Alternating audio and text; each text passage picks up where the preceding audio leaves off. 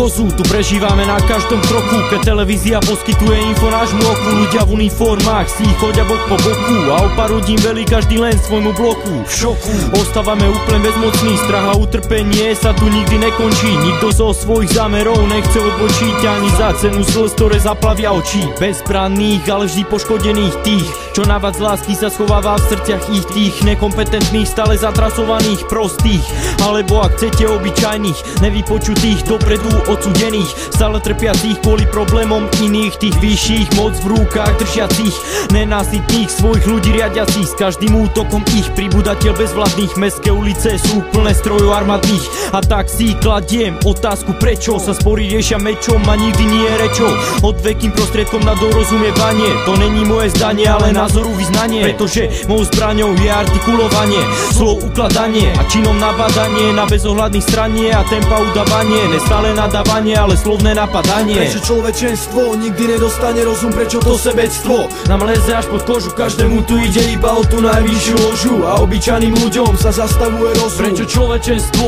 nikdy nedostane rozum, prečo to sebectvo nám leze až pod kožu, každému tu ide iba o tú najvyššiu ložu a obyčajným ľuďom sa zastavuje rozum. Trpiaci ľudia nadávajú na vodcov, rodiny plačú, odprevádzajú svojich otcov. Divní ľudia v oblekoch ovplyvnení mocou tu hrajú našich priateľov, no aj keď silou mocou. Malé štáty veľmocia zapchajú do zadkov, aj keď všade naokolo to tu smrdí pred tvarkou. Ľudia poškodení, strácajú strechy nad hlavou, a to len preto, že svet nechal miesto pre vrahov. Vraj demokracia našich záujmov, aj nie dezorientácia, žiadne informovanie.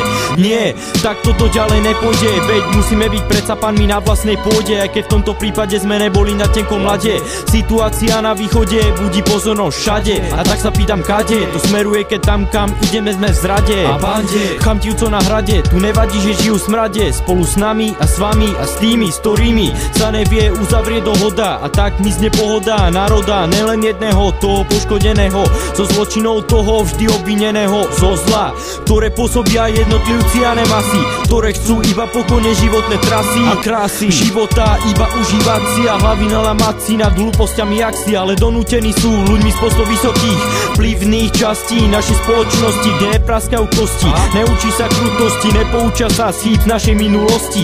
To je práve ten dôvod, prečo udalosti neuvážené sa dejú aj v súčasnosti zo zlosti ľudí, ktorí bojujú inou zbraňou ako ja, čo sa strát neboja, ale ja neobratí sa, lebo tá inšpirácia životná je ako tá konverzácia či buzerácia, lepším výkonom stala provokácia. Prečo človečenstvo nikdy nedostane rozum, prečo to sebectvo nám leze až pod kožu, každému tu ide iba o tú najvyššiu ložu a obyčajným ľuďom sa zastavuje rozum. Prečo človečenstvo nikdy nedostane rozum, prečo to sebectvo nám leze až pod kožu, každému tu ide iba o tú najvyššiu ložu a obyčajným ľuďom sa zastavuje rozum.